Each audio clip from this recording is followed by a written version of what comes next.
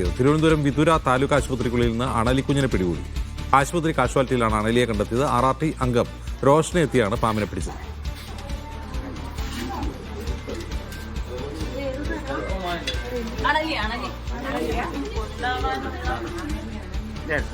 VP Safwan വിവരങ്ങളുമായി ചേരുന്നു. സഫ്വാൻ, ഇത് ആശുപത്രി രോഗികളൊക്കെ ഉള്ള സമയത്താണോ ഈ പാമ്പിനെ കണ്ടത്? അജിംസ്, രാവിലെയാണ് ഈ ആശുപത്രി ജീവനക്കാർ കാഷ്വാലിറ്റിക്ക് സമീപം ഈ പാമ്പിനെ അണലിക്കുഞ്ഞിനെ കണ്ടത്. ജീവനക്കാരാണ് ആദ്യം കാണുന്നത്. സ്വാഭാവികമായും ആശുപത്രി കാഷ്വാലിറ്റിയാണ്, രോഗികളൊക്കെ വന്നു പോകുന്ന സമയം കൂടിയായിരുന്നു.